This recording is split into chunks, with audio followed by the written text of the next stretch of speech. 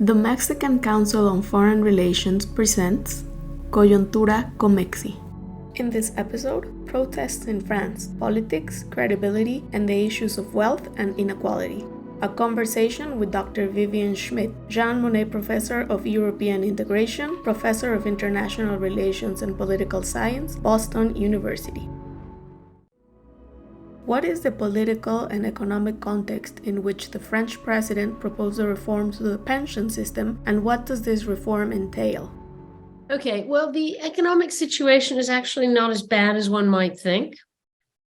It's not good. There's inflation and all of that, but France is actually not doing very badly at all with all of this. It's a very big economy, second only to Germany. And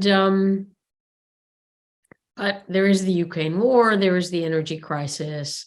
Gas prices have remained high, although inflation has been reducing a bit, etc. So on the economics, not great, but not terrible. Certainly not like a number of other countries. And in the politics, Macron finds himself in a slightly awkward situation. He only has a relative majority in parliament. So he has to depend upon the Les Républicains, the right, conservative right-wing party, to support his measures. He promised in his election campaign that he would raise the retirement age from 62 to 64. And that's what he's attempting. He's attempting to keep this promise. Whether he can or not is another issue. More likely than not, he can, but there are a variety of ways in which this can happen. Part of the problem for him, of course, is that the unions are united against this reform. And there's a reasonable amount of public support for it as well. The protests were, how many have there been now? 4? Was this the 4th or the 5th? I actually wrote down, January 19th, 21st, 31st, 7th, and February 11th, which was the 4th day of major strikes on a Saturday to get more people out. It's been hovering around a 1.2 million protesters and the like. So the question is, can this dynamic continue, or will it end slowly? And this is, I think, typical for France. There are always protests, in particular at pension reform. The question is, and this has been true for all governments, is they try to wait it out and see if public support increases or it finally diminishes.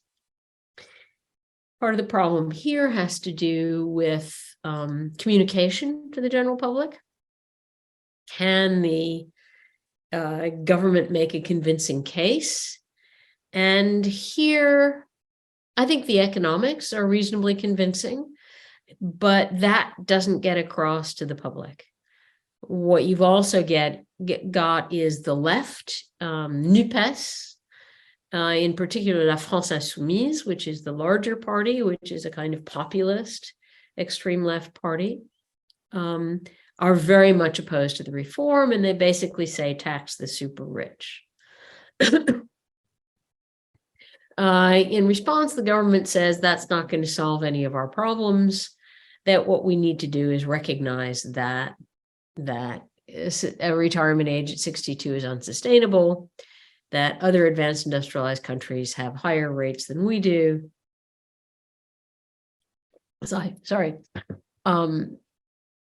Later retirement ages than we do. And in order to make the system sustainable, in order to have better pensions, higher pensions for everyone, we need to delay retirement.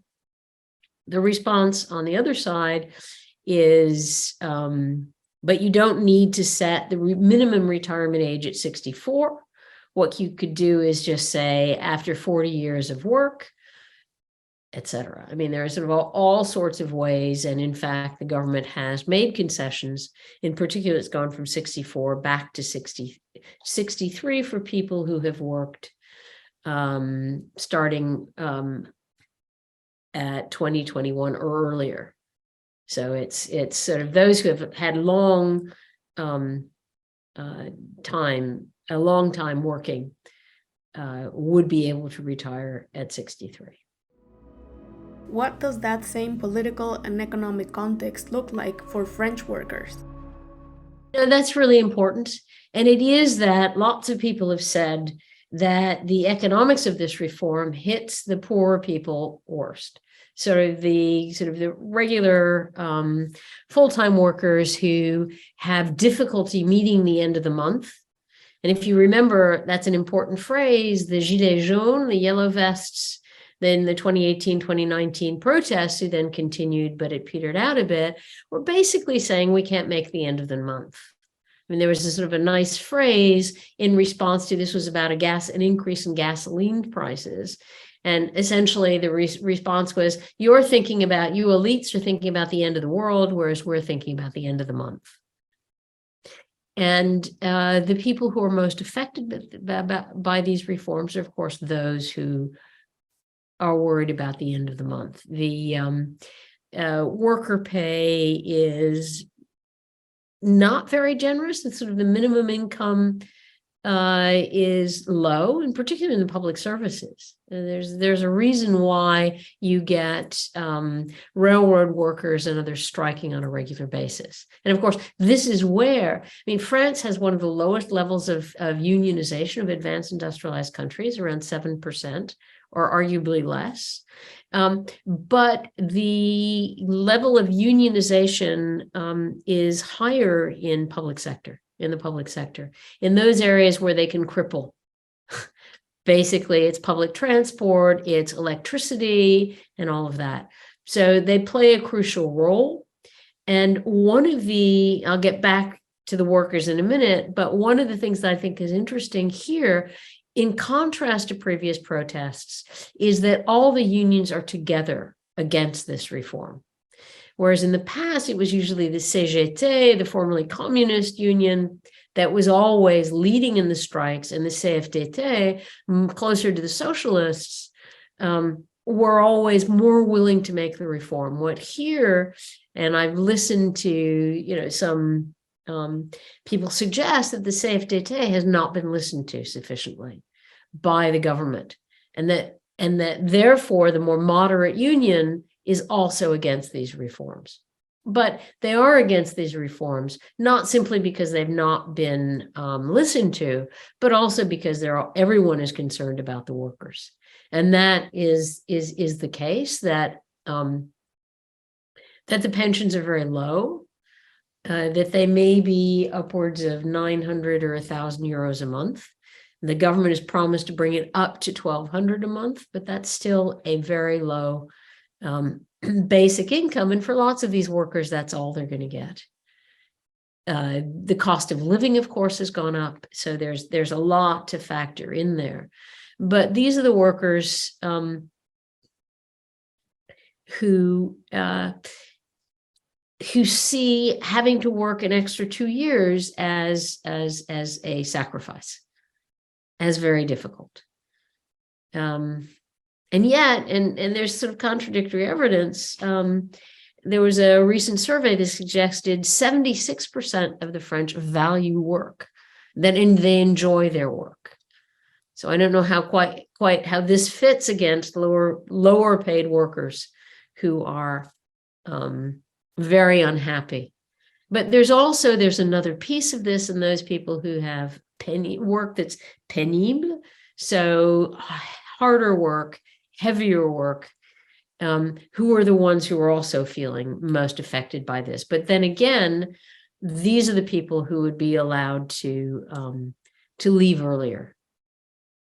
So there's sort of all sorts of concessions being considered. But bottom line is, in terms of the workers,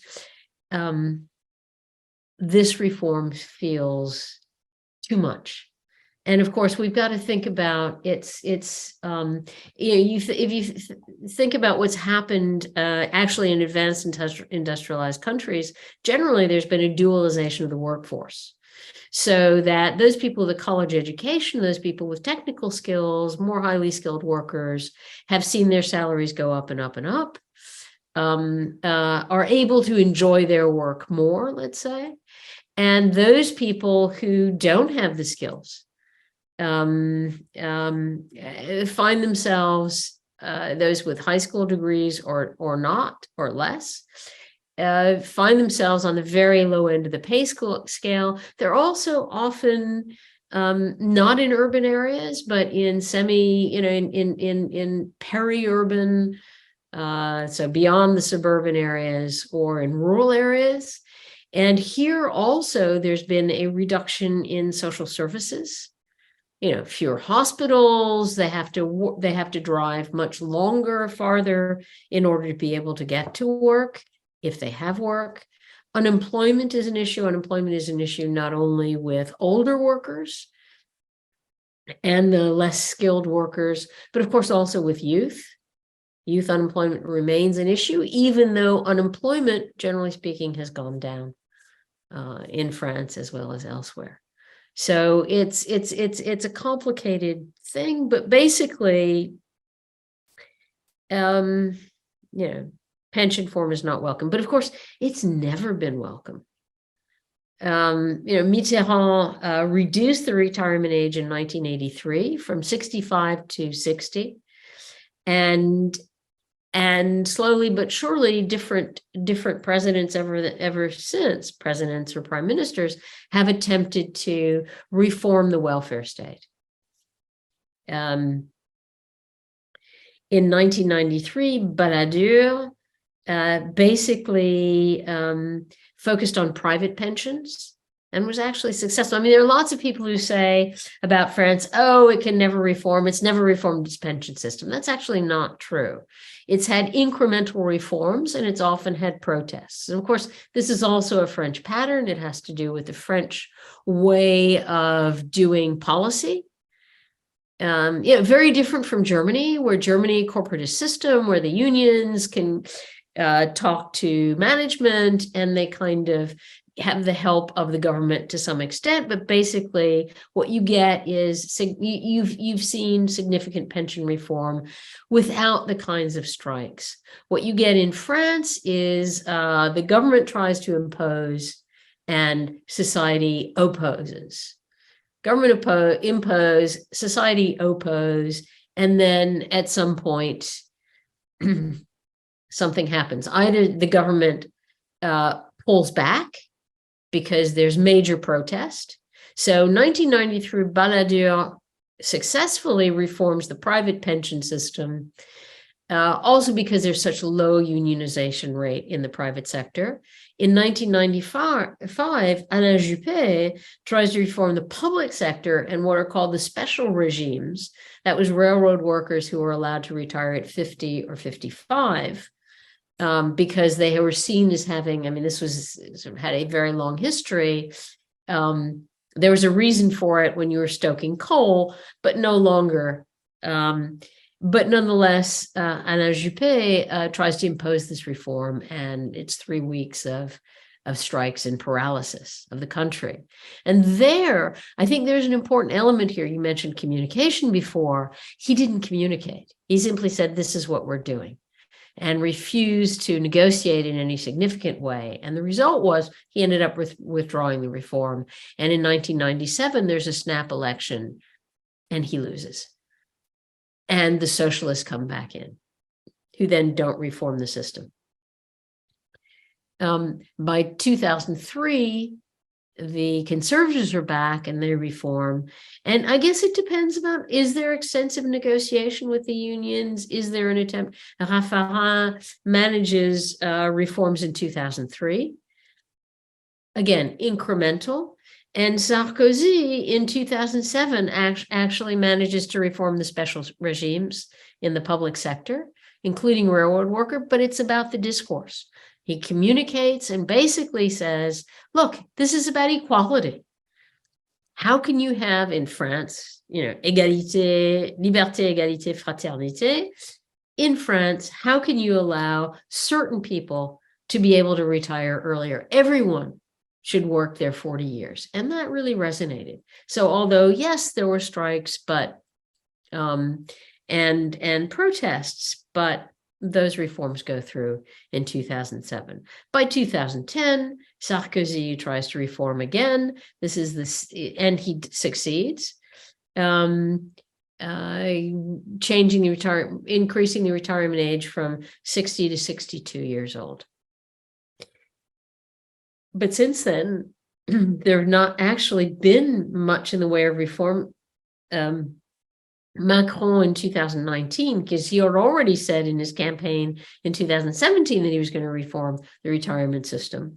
2019, there are protests, and then of course COVID hits, and so they never make the reform, and they leave it till now. And so here we are again. And we still don't know what's going to happen, but here we are again. Would victory for the workers mean the rejection of the reform? And what would the effects be for the government? Macron withdraws the reform. So they're planning, I think, soon to start strikes again, rolling strikes. And there, the big question will be, success will be if the unions are supported by the general public.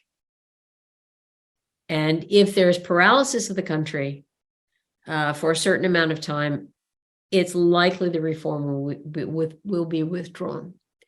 But there's a big if there. For Macron, this was his major campaign promise, and he did it even though he knew it was highly unpopular. So for him to withdraw it would be a major defeat.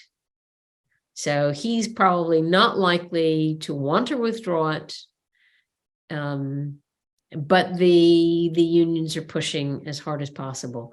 Whether there's more room for compromise becomes the question. For the politics of it, a lot depends upon his support from the conservatives, les Républicains, but they had said they wanted to reform it. Retirement at 65, not 64. Are they going to try to hold to that? Or are they going to willing to accept 64? At the same time, of course, on the left, the NUPES is against any reform of this kind of a minimum retirement age. For them, the idea would be don't set a minimum retirement age, but just once you've reached your quota, let people go into retirement. So there's still room for concessions. But I think it'll come down to what happens with the strikes and the extent to which people are convinced that, okay, 64 is not so bad as a retirement age. And if they were not to support the strikers. But as we saw in 1995, the level of anger was such. So here it's about communication. It's also about people's perceptions of what their lives are like and their livelihoods are.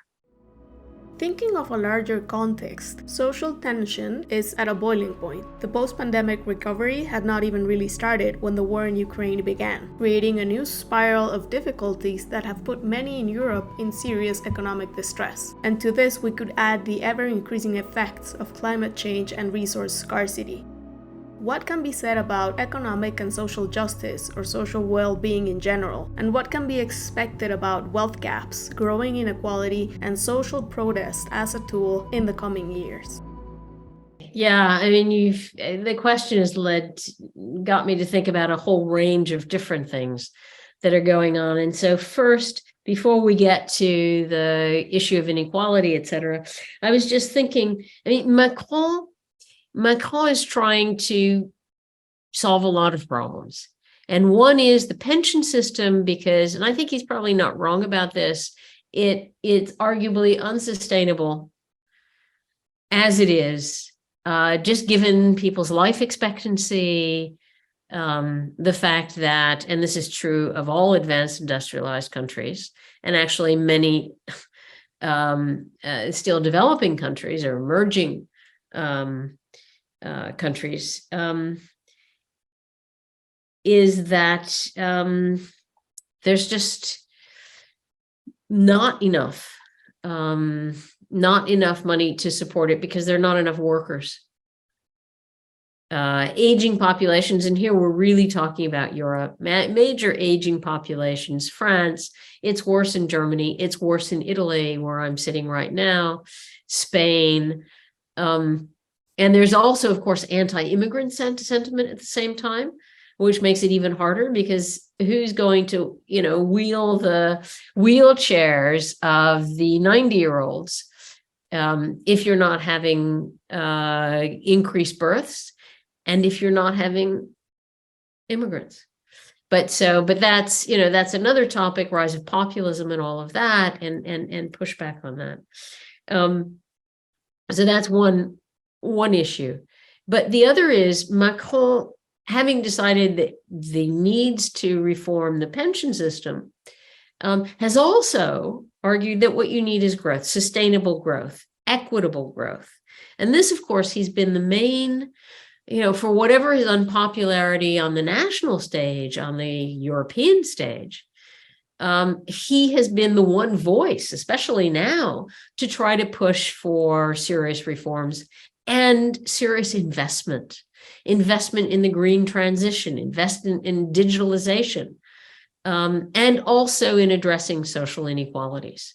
You hear this from the Commission, but you also saw the push from Macron, who managed during the pandemic. Remember the 2010 economic crisis. The US threw a hell of a lot more money at it than Europe did. The US continued to have a kind of neo-Keynesian, or at least a much more expansive approach to how you deal with the financial crisis than the EU did with the Eurozone crisis, where for it was all about austerity. And this was Angela Merkel in Germany, plus the other Northern European countries, the frugals, if you will. And what's really interesting is that at the moment of the pandemic, it's Macron who pushes Merkel, who's also changing her mind here, to actually switch sides and to accept that there needed to be a resilience and recovery fund, a major investment. And those went to those countries that were hardest hit by the Eurozone crisis. And here we're talking Spain and Italy in particular, in terms of lack of growth, et cetera. So major investment. And so we are now at a new moment. Finally the pandemic ends, but that pandemic resilience and recovery fund was focused on greening the economy, digitalizing society, and addressing inequalities. We are at another big moment, as you mentioned, the Ukraine war, inflation, inability to respond quickly enough. Basically, Ukraine war has thrown everything. We hadn't recovered from the pandemic. Everyone had said, oh, now everything will be rosy. And then the Ukraine war hits, energy prices go up, inflation hits. And it's even harder to get to the end of the month than it had been in 2019. So Macron, I think, has played an important role. And the big question is now, if he loses on the pension front, will he lose credibility at the EU level? Perhaps. And at the moment, they're discussing what's to be done. Is there going to be more money to invest? And again, the frugals in Germany are now back to, they're not focused on austerity, but the fiscal rules need to be reformed. Is there going to be a kind of tacit austerity or not?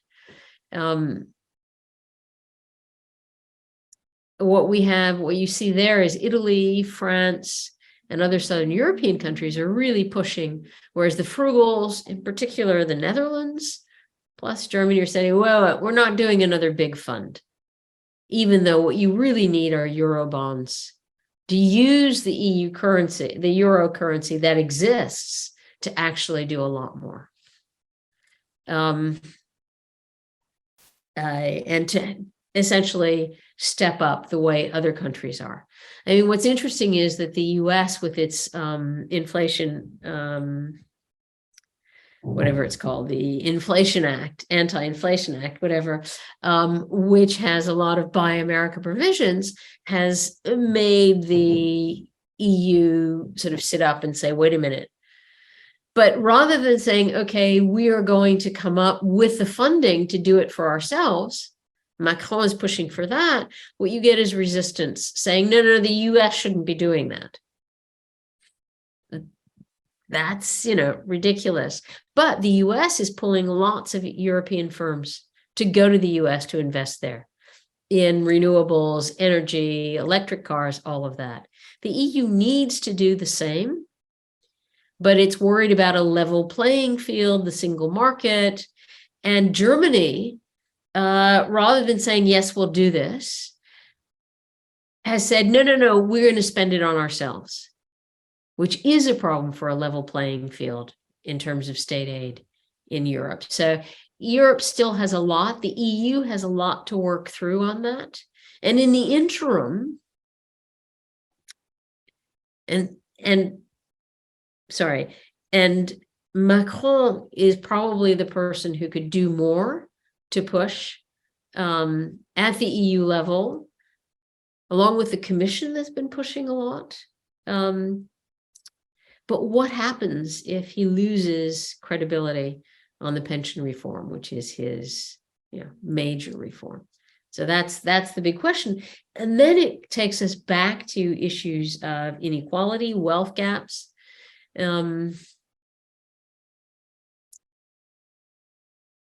Macron claims that this pension reform will help reduce inequalities in old age, essentially, by increasing the pensions. I heard Bruno Le Maire a while back talking about the pension reform and the fact that you need this money coming in. You need the money at by having a later retirement age in order to pay for higher pensions for the poor. You also actually need to increase taxes on the super rich, but of course that demands something else, where we're only beginning to see some change, which is the OECD recommending sort of minimum tax on corporations. We've seen it set at 15% for the very largest corporations, which excludes any number of medium-sized. I mean, it's at a lot more needs to be done on the international front, because so long as the super rich can hide their wealth and not pay any tax, it becomes very difficult. So yes, La France Insoumise and the left say increase taxes on the super rich, but Macron actually decreased those taxes on the super rich on the grounds that if he kept these high taxes, they would lose the super rich to Belgium and to the Bahamas or wherever. So, in a way, this is a French problem. And certainly the pattern of protest is, but it's equally an EU problem and it's an international problem. It's a problem, especially for advanced industrialized countries. But actually, I shouldn't stop there. It's all countries.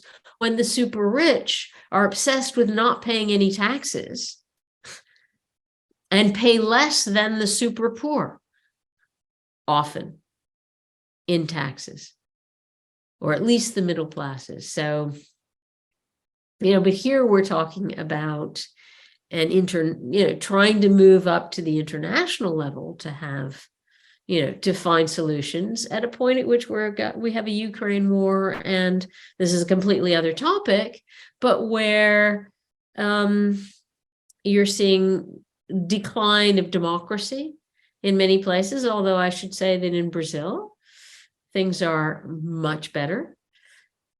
Mexico, you'd have to tell me. But we're not going to go there. But Turkey, now it's had this major earthquake, and we find that the construction practices were shoddy, but people are not allowed to say that because of law. So we see the rise of authoritarianism everywhere. And again, in authoritarian countries, the way wealth inequalities are far higher than they are in a country in France, where even though, yes, there's a lot of wealth inequality, it's not nearly as bad as in the UK, let alone the US. France has always managed to maintain a better level of equality despite the inequalities. And this also has to do with a very generous, actually, welfare system and a national health system that still outperforms certainly a country like the US, and spends less, even though it spends a lot, but a lot less than the US, and manages to provide care for everyone. So I think for France, for Macron, it's a question of, you need the money to pay for social services, for public services of various kinds.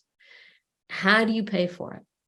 And the answer has been, let's increase the retirement age. And I don't see this, but lots of people are saying this is a neoliberal thing. I don't see that as a neoliberal thing. I guess a lot has to do with who's paying for this and how generous you are. And it seems to me that they're not trying to reduce the generosity of the system. They're trying to increase the sustainability of the system. Lots of my left-wing friends might object to this, but still, I think that's a piece. What would it take to effectively move forward with a sustainable pension system that addresses the social grievance? Okay, I mean, it would mean more concessions. I think that it would be more exceptions, essentially. But it's hard because the government has said it's going to be 64. That's already a concession because they had been talking about 65. But Macron backed off of that and said 64. What are the concessions? That people who had pénibilité in their work, so hard work, would be able to leave earlier, that they increase the pensions more for the very poor, so that they essentially take into account issues of equality, that they talk more and listen more to the CFDT, the sort of socialist leaning union, because if the unions break apart, and they're now united, if they break apart in terms of this because certain concessions now seem okay, then you might see more negotiations going on with the CFDT for kind of moderate concessions, and that might defuse the situation. One other thing that Macron could do, that governments have done in the past, and Macron himself, is to use Article 49.3, basically saying we're doing this regardless, and the government can do it regardless. It just has to make sure that it doesn't have a vote of no confidence that succeeds. But even so, if it did, then it would just end up putting in a new prime minister and continuing the process. But I think the government has hesitated to do that because they're afraid that would create tremendous anger. So they at the very least have to look like they're making concessions. But ultimately, this is going to play it out in the street. This is what happens in France over and over again. The government throws out trial balloons and sees what the protests are, and then decides. In this case, we know what the protests are, and this is not simply a trial balloon. The government is determined to do this and go ahead with this. So I think, your guess is as good as mine, really, as to what will happen. It'll be interesting to watch, to see how far the government can go in concessions, but it also, remember, it's sort of being pushed on the left, but it's also being pulled back on the right, because in order to pass this with only a relative majority, it needs les Républicains, it needs the conservatives to say yes and to go along with this reform in Parliament, to vote it. If that doesn't happen and they use 49-3, it weakens them in the eyes of the public because they don't appear as legitimate. So my sense is that the government is doing everything it can to get a vote in Parliament that says we're doing this, as opposed to going to the imposition. They can do it. It's a risky maneuver, I think, especially because that would immediately send everyone out onto the street. But here, just to end, we need better communication. The minister in charge of this just can't communicate. Du tout. It's just not very good. Others in the government are. Macron himself is reasonably good, or he's actually very good. The question is, does it resonate? And it depends who's listening. So there needs to be a lot more communication, and probably some serious negotiation.